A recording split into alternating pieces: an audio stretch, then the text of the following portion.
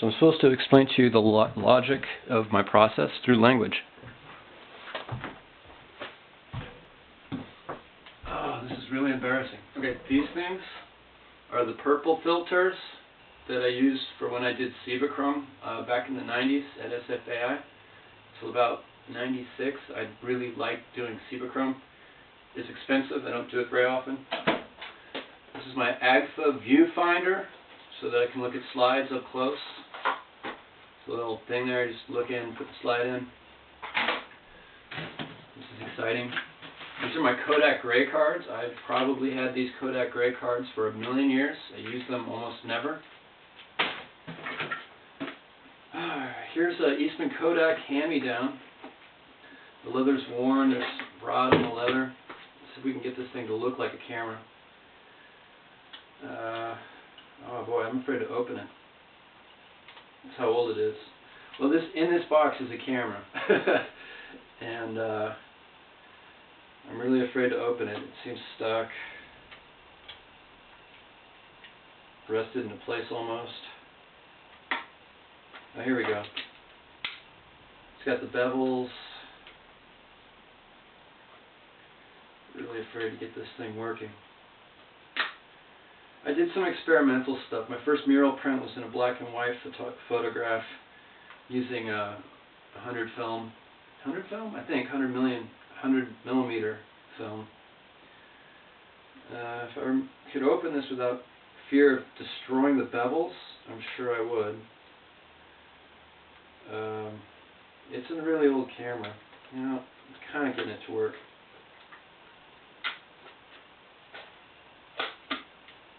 Hopefully there wasn't any film in there. I'm pretty sure it was empty. So as you can see, it's got the bevels. You look down and this really messed up old crystallized glass spheroid kind of as a viewfinder action. It's got a little dial here to set for the f-stops and whatever. And there's your shutter right there. So this was a hand-me-down from my grandfather who's now passed. It's been in the family for quite a few years.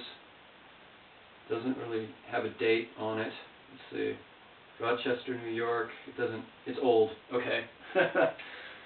This is just so I know where the camera is. Here's a piece from my old enlarger that my uncle gave me. And I'm not going to show you the enlarger, but I've been doing this photography business for a while. I don't know why, but for some reason the plastic ones are easier to use, even though they're more fragile in some sense. They don't shatter like the metal ones, so this is like my second plastic one, and I've had it for a while, so that should tell you something. I think my uncle or my grandfather gave this to my sister, who gave it to me. It's just another old plastic, crappy point and shoot. Vanguard's artist, I don't know. Developer only.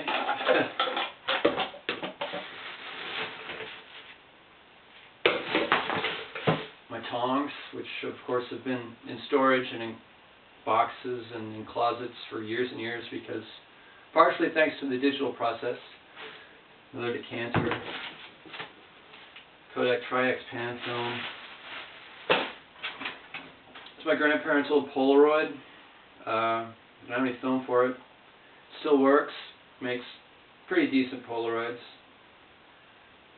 I don't know that the lens can be cleaned. It's one of these types of things. I love this one, the Vivitar. It's another plastic 35 millimeter point and shoot. It's really crappy old film camera. But I love doing it just for touristy stuff and snapshots. It's really light and you can hide it and spring on people, and so that was cool. For what it was worth. I got this Uniflex 1 back in the 90s at the I believe it was what the hell, Urban Ore in Berkeley. I don't think I can get it to work. Probably won't get it to work. Well, yeah, it's really hard to see anything, but it still works. I know it still works, but the quality of these old 120 millimeter, 100 millimeter cameras are really bad. It only cost me $5, unsurprisingly enough, and it's a dual reflex camera for what it's worth.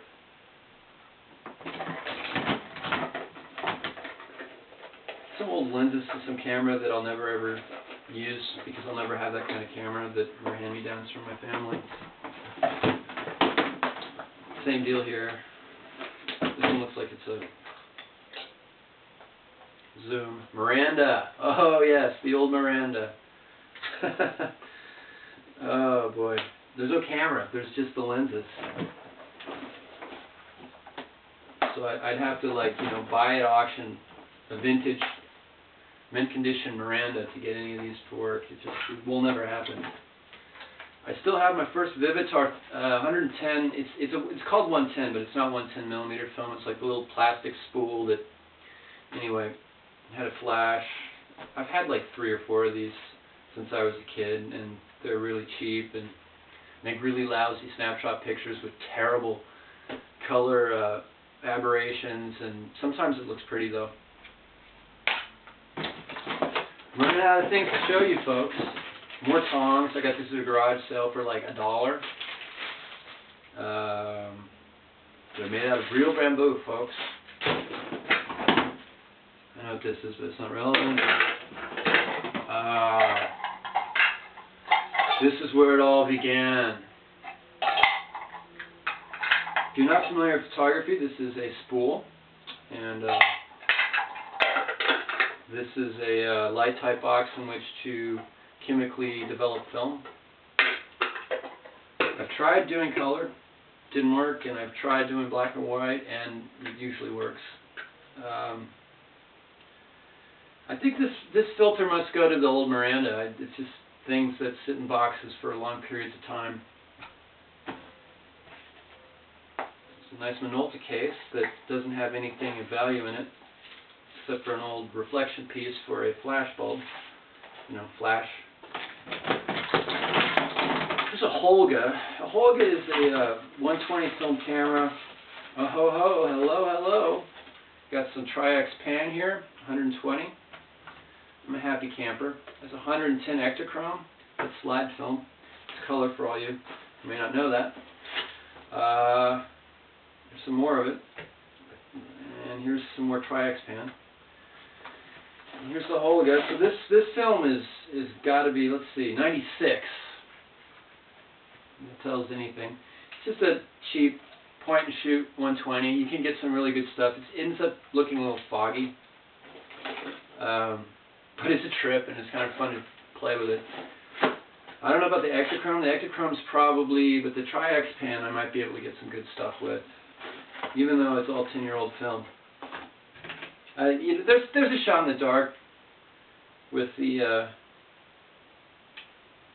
Ektachrome, but you're supposed to keep it at less than 55 degrees Fahrenheit. I think after 10 years, you probably just get a lot of gray-looking slide film. Instruction manual for some sort of, this is my parents, or is this mine? Let's see. This is my parents' instruction. Where's this? No, this is my old instructions. I was wondering, now I know how to use my camera. Perfect. I'll hold on to that. Here's some more film developing stuff. And I don't know if I can open it. It's plastic. It's kind of stuck. It's old. It's not all that old. There we go. And this is either 100 millimeter or 120 film or 35 millimeter film, 2 of them. This one works pretty well. These things are still light type, the spools and the chemical setup, so that's cool if I want to go back to that. You know, I'm going to look at this video and I'm going to find out that my head's cut off or something. It's going to be terrible. So here's another one for all of you who love photography. Then this is the kind of thing you want to find in your closet or in your parents' attic or your grandparents or uncle or aunt, somebody's garage sale. You know, for less than $30, if you found all this at a garage sale and you're a photographer or an artist who's interested in photography, you walk away kind of happy about it. So that's good. This is my first not plastic one, and I just had to get it. This is the spools that we're generally more familiar with. 9 out of 10 photographers will tell you that metal spools and things are a little bit more practical, and that's generally true. They're just dusty. Nothing's wrong with any of them. They need to be washed, but I can use dish detergent for it. It doesn't make any difference. So everything's still light tight and in good working condition. That's all that matters. Oh, one of the things. Oh my God. My ex-roommate Joe is a filmmaker, and he has my lighting equipment, but he didn't take this because it doesn't go to anything. So that means the other lights were stolen or something. I had a great light set with some those halogens that when they burn long enough, you start smelling ozone in the air. Those really old halogens. Anyway, this is a lighting cord for something like that. This is an old fucked up 55 millimeter. Oh, this goes with the Hoya. There we go, right? Same brand name. Those are the Holga. This is a Hoya. Okay, now I know what the difference is. Some kind of filter lens thing. That's basically it. Other than that, what I usually shoot with, and here are the instructions. It's got some T-Max 400. I've got some Fuji 400. This is my Minolta. It's 35 to 80 millimeters. It's got film in it, and today is not 10/13/94, but we'll pretend like it is. And this is where most of my action happens, not on this digital thing. But so I didn't really know what to do, and this is kind of maybe showing you something about my world. I've got 10-year-old film, I've got cameras older than I am.